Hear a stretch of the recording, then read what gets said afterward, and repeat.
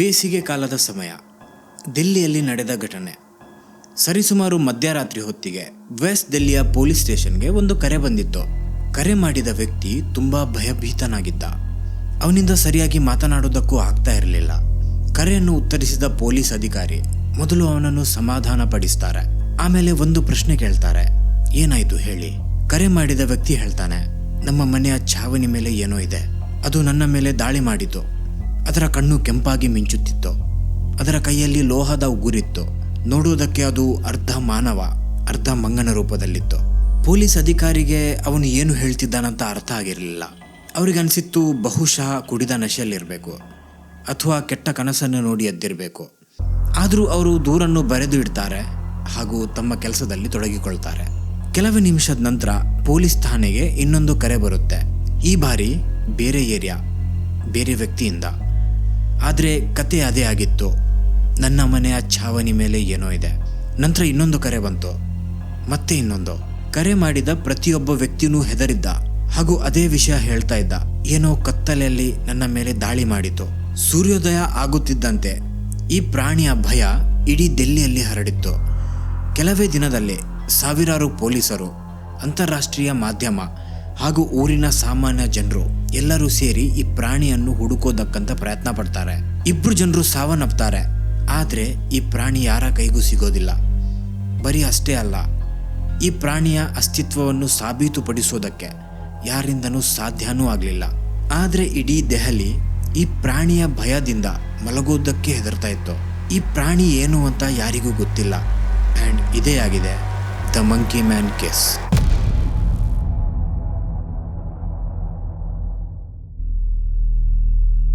ನಮಸ್ಕಾರ ಎಲ್ಲರಿಗೂ, ಎಲ್ಲರೂ ಚೆನ್ನಾಗಿದ್ದೀರಾ ಅಂತ ಅನ್ಕೋತೀನಿ. 2001ರಲ್ಲಿ ದಿಲ್ಲಿಯಲ್ಲಿ ಒಂದು ವಿಷಯ ಒಂದು ವೈರಸ್ಗಿಂತನೂ ಹೆಚ್ಚು ಫಾಸ್ಟ್ ಆಗಿ ಸ್ಪ್ರೆಡ್ ಆಗಿತ್ತು. ಅದಾಗಿತ್ತು ಮಂಕಿ ಮ್ಯಾನ್ನ ಭಯ.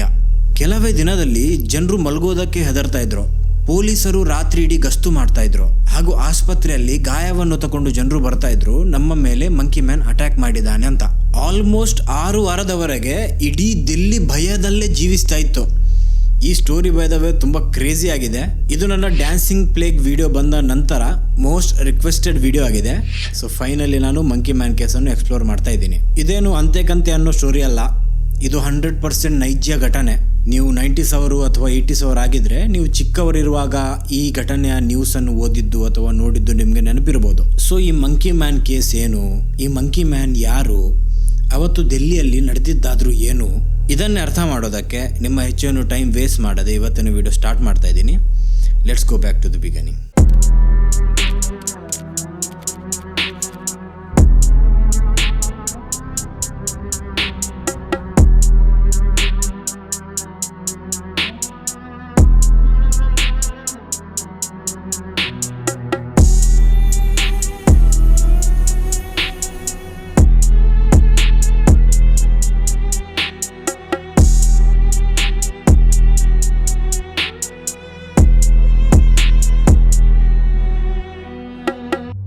ಪ್ರತಿಯೊಂದು ಭಯಾನಕ ಕತೆಗೆ ಒಂದು ಭಯಾನಕ ಆರಂಭ ಇರುತ್ತೆ. ಆದರೆ ಮಂಕಿ ಮ್ಯಾನ್ ಕೇಸಲ್ಲಿ ಇಂತಹದ್ದೇನೂ ಇರಲಿಲ್ಲ. ಇದರಲ್ಲಿದ್ದಿದ್ದು ಬರೀ ಒಬ್ಬ ವ್ಯಕ್ತಿಯ ಕರೆ ಹಾಗೂ ಆ ಕರೆಯಲ್ಲಿ ಕೊಟ್ಟ ಒಂದು ಸ್ಟ್ರೇಂಜ್ ದೂರು. ಈ ಕೇಸಿನದ್ದು ಮೊದಲ ನೋನ್ ಇನ್ಸಿಡೆಂಟ್ ಆಗಿದ್ದು 5 ಏಪ್ರಿಲ್ಗೆ 2001ರಲ್ಲಿ. ಇದನ್ನು ಕೊಟ್ಟಿದ್ದು ಅನಿಲ್ ಗೋಪಾಲ್ ಅನ್ನೋ ಹೆಸರಿನ ಒಬ್ಬ ವ್ಯಕ್ತಿ. ನೋಡಿ, ಇದು ಸಮ್ಮರ್ ಟೈಮ್ ಆಗಿತ್ತು. ಬಿಸಿ ತುಂಬಾ ಇರ್ತಾ ಇತ್ತು, ಹೀಟ್ ವೇವ್ಸ್ ನಡೀತಾ ಇತ್ತು. ರಾತ್ರಿ ಹೊತ್ತು ಕೂಡ ಎಷ್ಟು ಬಿಸಿ ಇರ್ತಾ ಇತ್ತು ಅಂದ್ರೆ ಜನರಿಗೆ ಮನೆ ಒಳಗೆ ಮಲಗೋದಕ್ಕಾಗ್ತಾ ಇರಲಿಲ್ಲ. ಅದ್ರ ಮೇಲೆ ಪದೇ ಪದೇ ಕರೆಂಟ್ಸ್ ತೆಗಿತಾ ಇದ್ರು. ಸೊ ಇದೇ ಕಾರಣದಿಂದ ದಿಲ್ಲಿಯಲ್ಲಿ ಜನರು ಏನ್ ಮಾಡ್ತಾ ಇದ್ರು ಅಂದ್ರೆ ತಮ್ಮ ಚಾಪೆ ಹಾಸಿಗೆ ಎಲ್ಲ ಟ್ಯಾರಿಸ್ ಮೇಲೆ ತಗೊಂಡೋಗಿ ಓಪನ್ ಅಲ್ಲಿ ಮಲಗ್ತಾ ಇದ್ರು. ಬೇರೆ ಎಲ್ಲ ಜನರ ತರಾನೇ ಅನಿಲ್ ಗೋಪಾಲ್ ಕೂಡ ತಮ್ಮ ಟ್ಯಾರಿಸ್ ನಲ್ಲೇ ಮಲಗಿದ್ರು ಅವತ್ತು. ಈ ತರ ನಿದ್ದೆಯಲ್ಲಿದ್ದ ಅನಿಲ್ನ ಮೇಲೆ ಸಡನ್ಲಿ ಏನೋ ಅಟ್ಯಾಕ್ ಮಾಡುತ್ತೆ. ನಿದ್ದೆಯಿಂದ ಎದ್ದು ನೋಡಿದ್ರೆ ಅನಿಲ್ನ ಮೈ ಮೇಲೆ ಸ್ಕ್ರಾಚಸ್ ನ ಮಾರ್ಕ್ಸ್ ಇತ್ತು. ಇದು ಹೇಗೆ ಆಗಿದ್ದು ಅಂತ ಆ ಕಡೆ ನೋಡುವಾಗ ಒಂದು ಗಳಿಗೆಗೆ ಅನಿಲ್ಗೆ ಕತ್ತಲೆಯಲ್ಲಿ ಏನೋ ಟ್ಯಾರಿಸ್ ಇಂದ ಟ್ಯಾರಿಸ್ಗೆ ಹಾರ್ಕೊಂಡು ಹೋಗೋದನ್ನು ನೋಡೋದಕ್ಕೆ ಸಿಕ್ಕಿತ್ತು. ಈ ಘಟನೆಯಿಂದ ತುಂಬಾ ಹೆದರಿದ್ದ ಅನಿಲ್ ಅವಾಗ್ಲೇ ಪೊಲೀಸ್ ಕಂಪ್ಲೇಂಟ್ ಕೊಡ್ತಾರೆ. ಆದ್ರೆ ಆ ಸಮಯದಲ್ಲಿ ಪೊಲೀಸರು ಇದನ್ನು ಅಷ್ಟು ಸೀರಿಯಸ್ ಆಗಿ ತಗೊಂಡಿರ್ಲಿಲ್ಲ. ಇದಕ್ಕೆ ರೀಸನ್ ಕೂಡ ಇತ್ತು. ಯಾಕಂದ್ರೆ ದಿಲ್ಲಿಯಲ್ಲಿ ಮಂಗಗಳು ಟ್ಯಾರಿಸ್ ಮೇಲೆ ಬರೋದು, ಆ ಕಡೆ ಈ ಕಡೆ ಓಡಾಡೋದು ಇದೆಲ್ಲ ನಾರ್ಮಲ್ ಆಗಿತ್ತು. ಸೊ ಪೊಲೀಸರಿಗೂ ಅನಿಸಿತ್ತು ಅವನು ಮಂಗವನ್ನೇ ನೋಡಿದ್ದು ಅಂತ. ಆಲ್ಸೋ ಫಿಸಿಕಲ್ ಎವಿಡೆನ್ಸ್ ಇಲ್ಲದೆ ಏನು ಮಾಡೋದಕ್ಕಾಗತ್ತೆ. ಸೊ ಅವ್ರು ರಿಪೋರ್ಟನ್ನು ಬರೆದಿಡ್ತಾರೆ ಆ್ಯಂಡ್ ಮೂವ್ ಆನ್ ಆಗ್ತಾರೆ. But over the following weeks ಇದೇ ಥರದ ಸ್ವಲ್ಪ ಕಂಪ್ಲೇಂಟ್ಸ್ ಅಂತ ದಿಲ್ಲಿಯ ಬೇರೆ ಬೇರೆ ಮೂಲೆಯಿಂದ ಬರೋದಕ್ಕೆ ಶುರು ಆಗುತ್ತೆ. ಇವರೆಲ್ಲರೂ ಹೇಳಿದ ರಿಪೋರ್ಟಲ್ಲಿ ಸಿಮಿಲಾರಿಟಿ ಒಂದಿತ್ತು. ಅದೇನಂದ್ರೆ ಎಲ್ಲರೂ ಹೇಳಿದ್ದು ಒಂದೇ, ನಾವು ಮಲಗಿದ್ವಿ, ನಮ್ಮ ಮೇಲೆ ಏನೋ ಅಟ್ಯಾಕ್ ಮಾಡಿತ್ತು, ಕಣ್ಣು ಓಪನ್ ಮಾಡಿ ಏನು ಅಂತ ನೋಡುವಷ್ಟರಲ್ಲಿ ಅದು ಮಾಯ ಆಯಿತು. ಈಗ ಇಂತಹ ಕಂಪ್ಲೇಂಟ್ಸ್ ಅನ್ನು ನೀವು ಒಬ್ಬನ ಬಾಯಿಂದ ಕೇಳಿದ್ರೆ ಇದು ಆರ್ಡಿನರಿ ಅನ್ಸುತ್ತೆ. ಆದ್ರೆ ಎಲ್ಲರ ಕಂಪ್ಲೇಂಟ್ಸ್ ಅನ್ನು ನೀವು ಒಟ್ಟು ಮಾಡಿ ನೋಡಿದ್ರೆ ನಿಮ್ಗೆ ಏನೋ ಆಫ್ ಇದೆ ಅಂದಾಗ ಫೀಲ್ ಆಗೋದಕ್ಕೆ ಶುರು ಆಗುತ್ತೆ. ಈಗ ಮುಂದೆ ಏನಾಯ್ತಂತ ನೋಡಿ, ಏಪ್ರಿಲ್ ತಿಂಗಳು ಕಳೆದು ಮೇ ತಿಂಗಳು ಬಂತು. ಆ್ಯಂಡ್ ಮೇ ತಿಂಗಳಿನಲ್ಲಿ ಇನ್ನೂ ಹೆಚ್ಚು ರಿಪೋರ್ಟ್ಸ್ ಬರೋದಕ್ಕೆ ಶುರು ಆಯಿತು. ಸ್ಪೆಸಿಫಿಕಲಿ ಹೇಳೋದಾದ್ರೆ ಈಸ್ಟ್ ದಿಲ್ಲಿಯ ಪೊಲೀಸ್ ಸ್ಟೇಷನ್ ಅಲ್ಲಿ ರಾತ್ರಿ 10 ಜನರು ಫೋನ್ ಮಾಡೋದು, ಏನೋ ಒಂದು ವಿಚಿತ್ರ ಪ್ರಾಣಿ ಅಟ್ಯಾಕ್ ಮಾಡಿದಂತ ಹೇಳೋದು. ಈಗ ಈ ಕಡೆ ಪೊಲೀಸರದ್ದು ನೋಡಿದ್ರೆ ಅವರಿಗೆ ಎಲ್ಲಿ ಹುಡುಕ್ಲಿ ಏನು ಹುಡುಕ್ಲಿ ಅಂತ ಗೊತ್ತಿರಲಿಲ್ಲ.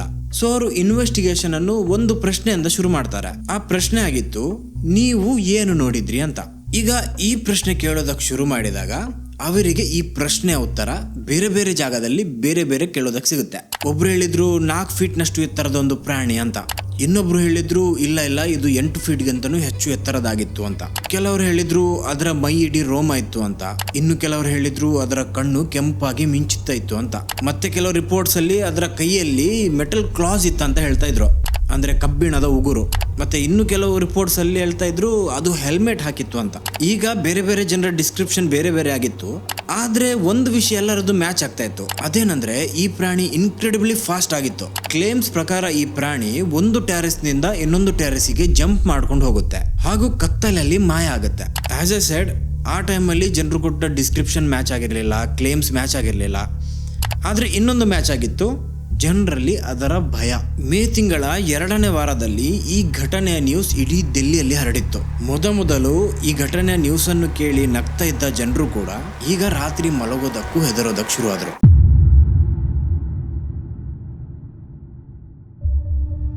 ಈ ಕಂಪ್ಲೀಟ್ ಮಂಕಿ ಮ್ಯಾನ್ ಕೇಸ್ನ ಟರ್ನಿಂಗ್ ಪಾಯಿಂಟ್ ಆಗಿದ್ದು ಮೇ ತಿಂಗಳ 2ನೇ ವಾರ. ಈ ಹೊತ್ತಿಗೆ ಇದೊಂದು ರೂಮರ್ ಆಗಿರ್ಬೇಕು ಅಂತ ಅನ್ಕೊಳ್ತಿದ್ದ ಜನರು ಕೂಡ ಇದನ್ನು ನಂಬೋದಕ್ಕೆ ಶುರು ಮಾಡಿದ್ರು. ಪ್ರತಿದಿನ ಬೆಳಿಗ್ಗೆ ಎದ್ದ ಜನರಿಗೆ ನ್ಯೂಸ್ ನೋಡೋದಕ್ಕೆ ಸಿಗ್ತಾ ಇತ್ತು, ನಿನ್ನೆ ರಾತ್ರಿ ಅಲ್ಲಿ ಅಟ್ಯಾಕ್ ಆಯ್ತು, ನಿನ್ನೆ ರಾತ್ರಿ ಇಲ್ಲಿ ಅಟ್ಯಾಕ್ ಆಯ್ತು ಅಂತ. ಪೊಲೀಸ್ ಸ್ಟೇಷನ್ಗೆ ಈಸ್ಟ್ ದಿಲ್ಲಿ, ಶಾದಾರ, ಗಾಜಿಯಾಬಾದ್, ನೋಯ್ಡಾ ಇಂಥ ಎಲ್ಲ ಪ್ಲೇಸಸ್ ಗಳಿಂದ ಕಾಲ್ ಬರೋದಕ್ಕೆ ಶುರು ಆಗಿತ್ತು. ಈಗ ಸ್ಟ್ರೇಂಜ್ ಪಾರ್ಟ್ ಎಷ್ಟು ಕಂಪ್ಲೇಂಟ್ಸ್ ಬಂತು ನೋಡಿ, ಅದಾಗಿರ್ಲಿಲ್ಲ. ಸ್ಟ್ರೇಂಜ್ ಪಾರ್ಟ್ ಆಗಿತ್ತು investigation. By this time call ಬಂದ ತಕ್ಷಣ ಪೊಲೀಸರು ಆ ಪ್ಲೇಸ್ಗೆ ಹೋಗ್ತಾ ಇದ್ರು. ಆದ್ರೆ ಅಲ್ಲಿ ಹೋಗಿ ಮುಟ್ಟು ಹೊತ್ತಿಗೆ ಅವರಿಗೆ ಬರೀ ನೋಡೋದಕ್ಕೆ ಸಿಗ್ತಾ ಇದ್ದಿದ್ದು ಹೆದರಿರುವ ಜನರು, ಮನೆ ಹತ್ರ ಸೇರಿರುವ ನೆರೆಕರೆಯವರು ಹಾಗೂ ಎಲ್ಲರೂ ಬೆರಳೆತ್ತಿ ತೋರಿಸ್ತಿರುವ ಒಂದು ರೂಫ್ ಟಾಪ್. ಪೊಲೀಸರು ಎಷ್ಟು ಹುಡುಕಿದ್ರು ಅವರಿಗೆ ಪುರಾವೆ ಅಂತ ಏನು ಸಿಕ್ಕಿರ್ಲಿಲ್ಲ. ಯಾರೇ ಸಸ್ಪೆಕ್ಟ್ ಇಲ್ಲ, ಯಾವುದೇ ಎವಿಡೆನ್ಸ್ ಇಲ್ಲ. ಆ ಟ್ಯಾರೆಸ್ ಮೇಲೆ ಯಾವ್ದಾದ್ರು ಪ್ರಾಣಿ ಇತ್ತು ಅನ್ನೋದಕ್ಕೆ ಯಾವುದೇ ಪುರಾವೆ ಇಲ್ಲ. ಮೇ 13ನೇ ತಾರೀಕಿನ ಹೊತ್ತಿಗೆ ಒಂದೇ ದಿನದಲ್ಲಿ ಪೊಲೀಸರಿಗೆ ಒಂದೇ ರಾತ್ರಿ 15 ಅಟ್ಯಾಕ್ನ ರಿಪೋರ್ಟ್ಸ್ ಬಂದಿತ್ತು. ಇದರಲ್ಲೇ ಒಂದು ಫ್ಯಾಮಿಲಿ ಆಗಿತ್ತು, MP ಸಿಂಗ್ ಅವರ ಫ್ಯಾಮಿಲಿ. ಅವ್ರು ಹೇಳಿದ್ದದೇ, ರಾತ್ರಿ ಮಲಗಿದ್ವಿ, ಏನೋ ಬಂದು ನಮ್ಮ ಮೇಲೆ ಅಟ್ಯಾಕ್ ಮಾಡಿ ಮಾಯ ಆಯಿತು. ಆ ದಿನ ನಡೆದ ಇನ್ಸಿಡೆಂಟ್ ಏನಿದೆ ನೋಡಿ, ಇದು ತುಂಬ ಸೀರಿಯಸ್ ಆಗಿತ್ತು. ಯಾಕಂದ್ರೆ ಒಂದೇ ಸಮಯದಲ್ಲಿ 15 ಬೇರೆ ಬೇರೆ ಕಡೆ ಅಟ್ಯಾಕ್ ಆಗಬೇಕಾದ್ರೆ ಈದರ್ ಅಲ್ಲಿ 15 ಬೇರೆ ಬೇರೆ ಅಟ್ಯಾಕರ್ಸ್ ಇದ್ದಾರೆ, ಅಥವಾ ಒಬ್ಬ ಅಟ್ಯಾಕರ್ ಎಷ್ಟು ಸ್ಪೀಡ್ ಆಗಿದ್ದಾನಂದ್ರೆ ಅವ್ನು ಚುಟ್ಕಿಯಲ್ಲಿ ಒಂದು ಜಾಗದಿಂದ ಇನ್ನೊಂದು ಜಾಗಕ್ಕೆ ಹೋಗಿ ಮುಟ್ತಾ ಇದ್ದಾನೆ. ಮತ್ತೆ 14 ಮೇಯಿಂದ ಈ ಕೇಸ್ ಇನ್ನೂ ಹೆಚ್ಚು ಎಸ್ಕಲೇಟ್ ಆಯಿತು. ಅದಕ್ಕೆ ಕಾರಣ ಆಗಿತ್ತು, ಒಂದು ಲೋಕಲ್ ನ್ಯೂಸ್ ಪೇಪರಲ್ಲಿ ಈ ಇನ್ಸಿಡೆಂಟ್ನ ನ್ಯೂಸ್ ಬಂದಿತ್ತು. ಈ ನ್ಯೂಸ್ ಯಾವಾಗ ನ್ಯೂಸ್ ಪೇಪರಲ್ಲಿ ಬಂತು ನೋಡಿ, ಇದನ್ನು ಓದಿದ ಬೇರೆ ನ್ಯೂಸ್ ಚಾನಲ್ಸ್, ಮೀಡಿಯಾ, ನ್ಯಾಷನಲ್ ಹಾಗೂ ಇಂಟರ್ನ್ಯಾಷನಲ್ ಎಲ್ಲರೂ ದಿಲ್ಲಿಯಲ್ಲಿ ಬಂದು ಸೇರ್ಕೋತಾರೆ. ಆ್ಯಂಡ್ ಇವರು ಕ್ಯಾಮರಾ ಎತ್ಕೊಂಡು ದಿಲ್ಲಿಯಲ್ಲಿ ರಾತ್ರಿ ಇಡೀ ರಿಪೋರ್ಟ್ ಮಾಡೋದಕ್ಕೆ ಶುರು ಮಾಡ್ತಾರೆ. ಆ್ಯಂಡ್ ಇವರು ಮಾಡಿದ ರಿಪೋರ್ಟ್ನಿಂದ ಈ ಕೇಸ್ ದೇಶ ಹಾಗೂ ವಿದೇಶದಲ್ಲೂ ಸ್ಪ್ರೆಡ್ ಆಗುತ್ತೆ. ಅಲ್ಲಿ ಏನಾಗ್ತಾ ಇತ್ತು ನೋಡಿ, ರಾತ್ರಿ ಇಡೀ ಕ್ಯಾಮರಾ ಹಿಡ್ಕೊಂಡು ಈ ನ್ಯೂಸ್ ಚಾನಲ್ನ ಕ್ರೂ ಏನಿದೆ ಇದು ದಿಲ್ಲಿಯ ಗಲ್ಲಿಯಲ್ಲಿ ಸುತ್ತಾಡ್ತಾ ಇತ್ತು, ಮಂಕಿ ಮ್ಯಾನ್ ಅನ್ನು ಕ್ಯಾಮರಾದಲ್ಲಿ ಸೆರೆ ಹಿಡಿಯೋದಕ್ಕಂತ. ಆದ್ರೆ ಬೆಳಿಗ್ಗೆ ಆಗ್ತಾ ಇದ್ದಾಗೆ ಅವರ ಹತ್ರನೂ ಪೊಲೀಸರ ತರಾನೇ ಬರೀ ಕಥೆಗಳು ಹಾಗೂ ರೂಮರ್ಸ್ ಮಾತ್ರ ಇರ್ತಾ ಇದ್ದಿದ್ದು. ಇಷ್ಟು ನ್ಯೂಸ್ ಚಾನಲ್ಸ್, ಇಷ್ಟು ಕ್ಯಾಮರಾ ದಿಲ್ಲಿಯಲ್ಲಿ ಇದ್ರು ಒಬ್ಬರಿಂದನೂ ಮಂಕಿ ಮ್ಯಾನ್ ಒಂದು ಫೋಟೋ ಅಥವಾ ಒಂದು ವಿಡಿಯೋ ತಗೊಳ್ಳೋದಕ್ಕಾಗ್ಲಿಲ್ಲ. ಈಗ ಇನ್ನೊಂದು ಟ್ವಿಸ್ಟ್ ನೋಡಿ, ಈಗ ಎವಿಡೆನ್ಸ್ ಇಲ್ಲದೆ ಈ ಕೇಸ್ ಪುಸ್ಕ್ ಆಗಬೇಕಿತ್ತು, ಸೈಲೆಂಟ್ ಆಗಬೇಕಿತ್ತು. ಆದ್ರೆ ಆಗಿದ್ದು ಉಲ್ಟಾ, ಎವಿಡೆನ್ಸ್ ಇಲ್ಲದೆ ಇದು ಇನ್ನೂ ದೊಡ್ಡ ಮಿಸ್ಟ್ರಿ ಆಯಿತು. ಅಲ್ಲಿ ದಿಲ್ಲಿಯಲ್ಲಿ ಏನಾಗಿತ್ತು ಅಂದರೆ, ಜನರು ಟ್ಯಾರೆಸ್ ಮೇಲೆ ಮಲಗೋದನ್ನೇ ಬಿಟ್ಟು ಬಿಟ್ಟಿದ್ರು. ಊರಿನ ಜನರೆಲ್ಲ ರಾತ್ರಿ ಇಡೀ ಶಿಫ್ಟ್ ಥರ ಮಾಡಿ ಕೈಯಲ್ಲಿ ದೊಣ್ಣೆ, ರಾಡ್, ದಂಟೆ ಇದೆಲ್ಲ ಹಿಡ್ಕೊಂಡು ಗಲ್ಲಿ ಸುತ್ತುತ್ತಾ ಇದ್ರು. ಪೊಲೀಸರಿಂದ ಮಂಕಿ ಮ್ಯಾನ್ ಅನ್ನು ಹಿಡಿಯೋದಕ್ಕಾಗಲಿಲ್ಲ, ನಾವು ಹಿಡಿದು ತೋರಿಸ್ತೀವಿ ಅಂತ. ದಿಲ್ಲಿಯಲ್ಲಿ ಮೊದಲ ಬಾರಿ ಒಂದು ಭಯ ಜನರ ಜೀವನದ ಶೈಲಿಯನ್ನೇ ಬದಲಿಸಿತ್ತು. ಆ್ಯಂಡ್ ಇದೇ ಭಯ ಜನರ ಜೀವವನ್ನು ತಗೊಳ್ಳೋದಕ್ಕೆ ಶುರು ಮಾಡುತ್ತೆ. ಒಬ್ಬ ಇಂಡಸ್ಟ್ರಿಯಲ್ ವರ್ಕರ್ ರಾತ್ರಿ ಛಾವಣಿ ಮೇಲೆ ಮಲಗಿದ್ದಾಗ ಅಕ್ಕಪಕ್ಕದ ಜನರು ಜೋರಾಗಿ ಕಿರುಚಾಡೋದಕ್ಕೆ ಶುರು ಮಾಡ್ತಾರೆ, ಮಂಕಿ ಮ್ಯಾನ್ ನಮ್ಮ ಏರಿಯಾಗೆ ಬಂದಿದ್ದಾನೆ ಅಂತ. ಇದನ್ನು ನಿದ್ದೆಯಲ್ಲಿದ್ದವನು ಕೇಳಿ ಸಡನ್ಲಿ ಎದ್ದು ಆ ಮಂಕಿ ಮ್ಯಾನ್ ನಿಂದ ಬಚಾವ್ ಆಗೋದಕ್ಕಂತ ಓಡುವಾಗ ಅವನು ಟ್ಯಾರಿಸ್ ನಿಂದ ಹಾರಿ ಬಿಡ್ತಾನೆ ಅಂಡ್ ಬಿದ್ದ ರಭಸಕ್ಕೆ ಅವನು ಅಲ್ಲೇ ಸಾವನ್ನಪ್ತಾನೆ. ಇದೇ ಆದ ಕೆಲವು ಸಮಯದ ನಂತರ ಇನ್ನೊಂದು ಟ್ರಾಜಿಕ್ ಇನ್ಸಿಡೆಂಟ್ ನಡೆಯುತ್ತೆ ಒಬ್ಬ ಪ್ರೆಗ್ನೆಂಟ್ ಲೇಡಿ ಜೊತೆ. ಇವಳು ಮೇಲ್ಛಾವಣಿಯಲ್ಲಿದ್ದಾಗ ಜನರ ಕಿರುಚಾಟ ಕೇಳಿ ಮಂಕಿ ಮ್ಯಾನ್ ಬಂದೇ ಬಿಟ್ಟಿದ್ದಾನಂತ ಅನ್ಕೊಂಡು ಏಣಿಯಿಂದ ಬೇಗ ಕೆಳಗಿಳಿಯುವಾಗ ಜಾರಿ ಬೀಳ್ತಾಳೆ ಹಾಗೂ ಆ ಬಿದ್ದ ಇಂಜುರೀಸ್ ನಿಂದ ಅವಳು ಕೂಡ ನಂತರ ಸಾವನ್ನಪ್ತಾಳೆ. ಈಗ ನಿಮ್ಗೆ ಅರ್ಥ ಆಗಿರ್ಬೇಕು ಜನರಲ್ಲಿ ಮಂಕಿ ಮ್ಯಾನ್ ನ ಎಷ್ಟು ಭಯ ಇತ್ತು ಅಂತ. ಅರ್ಥ ಆಗಿಲ್ಲ ಅಂದ್ರೆ ಮುಂದೆ ಕೇಳಿ. ಮಂಕಿ ಮ್ಯಾನ್ ನ ಭಯ ಎಷ್ಟು ಡೇಂಜರಸ್ ಆಗಿತ್ತು ಅಂದ್ರೆ ಗಲ್ಲಿಯಲ್ಲಿ ರಾಡ್ ಹಾಗೂ ದೊಣ್ಣೆ ಹಿಡ್ಕೊಂಡು ಸುತ್ತಾಡ್ತಾ ಇದ್ದ ಜನರು ಯಾರಾದ್ರೂ ಸಸ್ಪಿಷಿಯಸ್ ವ್ಯಕ್ತಿ ಕಂಡ್ರೆ ಅವರನ್ನು ಹಿಡಿದು ಅವರ ಮೇಲೆ ಹಲ್ಲೆ ಮಾಡೋದಕ್ಕೆ ಶುರು ಮಾಡ್ತಾರೆ. ಇಂತಹದೇ ಇನ್ಸಿಡೆಂಟ್ ಅಲ್ಲಿ ಒಂದು ಇನ್ಸಿಡೆಂಟ್ ಆಗಿದ್ದು ಒಬ್ರು ಸಾಧು ಬಾಬಾನ್ ಮೇಲೆ. ಪಾಪ ಈ ಸಾಧು ಬಾಬಾ ರಾತ್ರಿ ಹೊತ್ತು ಊರಿನ ಗಲ್ಲಿಯಲ್ಲಿ ನಡ್ಕೊಂಡು ಹೋಗ್ತಾ ಇರುವಾಗ ಈ ಜನರು ಬಂದು ಅವರನ್ನು ಹಿಡ್ಕೋತಾರೆ ಹಾಗೂ ಇವನೇ ಮಂಕಿ ಮ್ಯಾನ್ ಅಂತ ಹೇಳಿ ಸರಿಯಾಗಿ ಧಳಿಸ್ತಾರೆ. ನಂತರ ಅವರನ್ನು ಆಸ್ಪತ್ರೆಗೆ ಭರ್ತಿ ಮಾಡಲಾಗುತ್ತೆ. ಮತ್ತೆ ಮಾಡಿದ ಪೊಲೀಸ್ ಇನ್ವೆಸ್ಟಿಗೇಷನ್ ಅಲ್ಲಿ ಗೊತ್ತಾಗುತ್ತೆ ಇವರೊಬ್ಬ ಸಾಮಾನ್ಯ ವ್ಯಕ್ತಿ, ಇವರಿಗೆ ಮಂಕಿ ಮ್ಯಾನ್ ಏನಂತಾನೂ ಗೊತ್ತಿಲ್ಲ ಅಂತ. ಇದಾದ ಕೆಲವು ಸಮಯದ ನಂತರ ಇನ್ನೊಂದು ಇನ್ಸಿಡೆಂಟ್ ಬರುತ್ತೆ. ಒಬ್ಬ ವ್ಯಾನ್ ಡ್ರೈವರ್ ಮೇಲೆ ಜನರು ಹಲ್ಲೆ ಮಾಡಿರ್ತಾರೆ. ನಾವು ಮಂಕಿ ಮ್ಯಾನ್ ಅನ್ನು ಹಿಡಿದೇ ಬಿಟ್ಟಿದ್ದೀವಿ ಅಂತ. ಆದ್ರೆ ಅವನು ಕೂಡ ಇನ್ನೋಸೆಂಟ್ ಆಗಿದ್ದ. ಈ ತರ ಮಾಬ್ ಲಿಂಚಿಂಗ್ ಹಾಗೂ ಸಾವು ಆಗೋದಕ್ಕೆ ಶುರು ಆದಾಗ ಪೊಲೀಸರಿಗೆ ರಿಯಲೈಸ್ ಆಗುತ್ತೆ ಸಿಚುವೇಶನ್ ಕೈಯಿಂದ ಹೊರಗೋಗ್ತಾ ಇದೆ ಅಂತ. ಸೊ ಪೊಲೀಸರು ಕ್ವಿಕ್ಲಿ ಆಕ್ಷನ್ ತಗೊಳ್ಳೋದಕ್ಕೆ ಶುರು ಮಾಡ್ತಾರೆ. ಡೆಲ್ಲಿಯ ಮೂಲೆ ಮೂಲೆಯಲ್ಲಿ 3,000ಗಿಂತನೂ ಹೆಚ್ಚು ಪೊಲೀಸರನ್ನು ಡಿಪ್ಲಾಯ್ ಮಾಡ್ತಾರೆ. ಸ್ಪೆಷಲಿ ಹೇಳೋದಾದ್ರೆ ಈ ಎಫೆಕ್ಟೆಡ್ ಏರಿಯಾಗಳಲ್ಲಿ ಮಂಕಿ ಮ್ಯಾನ್ ನ ಸಿಚುವೇಶನ್ ಅನ್ನು ಕಂಟ್ರೋಲ್ಗೆ ತಗೊಳ್ಳೋದಕ್ಕೆ. ಮತ್ತೆ ಆಗಿನ ಪೊಲೀಸ್ ಕಮಿಷನರ್ ಆಗಿದ್ದ ರಾಜ್ ಶರ್ಮಾ ಅವರು 50,000 ರೂಪಾಯಿ ಬಹುಮಾನ ಕೂಡ ಅನೌನ್ಸ್ ಮಾಡ್ತಾರೆ. ಯಾರ್ಯಾರು ಮಂಕಿ ಮ್ಯಾನ್ ಅನ್ನು ಹಿಡಿಯೋದಕ್ಕೆ ನಮ್ಗೆ ಇನ್ಫಾರ್ಮೇಶನ್ ಕೊಡ್ತೀರಿ ಹಾಗೂ ಮಂಕಿ ಮ್ಯಾನ್ ಅನ್ನು ಹಿಡಿಯೋದಕ್ಕೆ ಹೆಲ್ಪ್ ಮಾಡ್ತೀರಿ ಅವರಿಗೆ ನಾವು 50,000 ರೂಪಾಯಿ ಕೊಡ್ತೀವಿ ಅಂತ. ಅಷ್ಟೇ ಅಲ್ಲ, ಪೊಲೀಸರು ಆರ್ಟಿಸ್ಟ್ ಗಳನ್ನು ಕರೆದು ಜನರ ಹತ್ರ ಕರ್ಕೊಂಡು ಹೋಗಿ ಯಾರ್ಯಾರು ನೋಡಿದಾರ ಅಂತ ಹೇಳಿದಾರೆ ಅವ್ರ ಹತ್ರ ಸ್ಕೆಚಸ್ ಮಾಡಿಸ್ತಾರೆ. ಮತ್ತೆ ಇನ್ನೊಂದು ತುಂಬಾ ಒಳ್ಳೆ ಸ್ಟೆಪ್ ತಗೋತಾರೆ. ಅದೇನಂದ್ರೆ ಅಥಾರಿಟೀಸ್ ಎಲೆಕ್ಟ್ರಿಕಲ್ ಡಿಪಾರ್ಟ್ಮೆಂಟ್ ಜೊತೆ ಸೇರಿ ಒಟ್ಟಿಗೆ ಕೆಲಸ ಮಾಡೋದಕ್ಕೆ ಶುರು ಮಾಡ್ತಾರೆ. ಯಾವ್ಯಾವ ಏರಿಯಾದಲ್ಲಿ ಮಂಕಿ ಮ್ಯಾನ್ ನ ಹಾವಳಿ ಹೆಚ್ಚಿದೆ ಆ ಪ್ಲೇಸ್ ಅಲ್ಲಿ ಕರೆಂಟ್ ಹೋಗೋದಾಗೆ ನೋಡ್ಕೋತಾರೆ. ಸೊ ದಟ್ ಜನರಿಗೆ ಕತ್ತಲಲ್ಲಿ ಭಯ ಆಗದೇ ಇರಲಿ ಹಾಗೂ ಪೊಲೀಸರಿಗೂ ಮಂಕಿ ಮ್ಯಾನ್ ಅನ್ನು ಹಿಡಿಯೋದಕ್ಕೆ ಈಸಿ ಆಗಲಿ ಅಂತ. ಟಿವಿ ನ್ಯೂಸ್, ಕ್ಯಾಮರಾ, ಸಾವಿರಾರು ಪೊಲೀಸರು, ಬೇರೆ ಬೇರೆ ಇನ್ವೆಸ್ಟಿಗೇಟರ್ಸ್, ಇಷ್ಟೆಲ್ಲ ಜನರು ಇನ್ವಾಲ್ವ್ ಆಗಿದ್ದ ಈ ಕೇಸ್ ಆಗಿನ ಟೈಮಲ್ಲಿ ದಿಲ್ಲಿ ಕಂಡ one of the biggest search operation ಆಗಿತ್ತು. ಆದ್ರೆ ಯಾರಿಗೂ ಗೊತ್ತೇ ಇರಲಿಲ್ಲ ಹುಡುಕೋದಾದ್ರೂ ಯಾರನ್ನು ಅಂತ. ಇಷ್ಟೆಲ್ಲ ಮಾಡಿನೂ ಬೆಳಿಗ್ಗೆ 7 ಹೊತ್ತಿಗೆ ಇನ್ನೂ ಹೆಚ್ಚು ಅಟ್ಯಾಕ್ನ ರಿಪೋರ್ಟ್ಸ್ ಬರ್ತಾ ಇತ್ತು. ಅದನ್ನು ಬಿಟ್ಟು ಮಂಕಿ ಮ್ಯಾನ್ ಯಾರ ಕೈಗೂ ಸಿಗಲಿಲ್ಲ.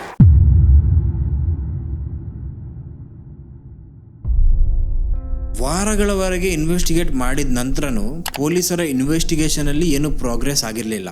ಇಂಜುರೀಸ್ ಆದ ಜನರು, ನಾನು ನೋಡಿದೆ ಅಂತ ಹೇಳೋ ಫ್ಯಾಮಿಲಿ ಹಾಗೂ ಭಯದಲ್ಲಿ ಜೀವಿಸ್ತಾ ಇರುವ ದಿಲ್ಲಿ. ಪೊಲೀಸರು ಲೊಕೇಶನ್ಗೆ ಹೋಗುವಾಗ ಅಲ್ಲಿ ಅಟ್ಯಾಕರ್ ಇರೋದಿಲ್ಲ, ಅವನ ಏನು ಪುರಾವೆ ಸಿಗೋದಿಲ್ಲ, ಒಂದು ಪ್ರಾಣಿ ರೂಫ್ ಟಾಪ್ ಮೇಲೆ ಬಂದಿದೆ ಅನ್ನೋದಕ್ಕೆ ಒಂದು ಸಣ್ಣ ಎವಿಡೆನ್ಸ್ ಇಲ್ಲ. Police investigation dead end ಮುಟ್ಟಿತ್ತು.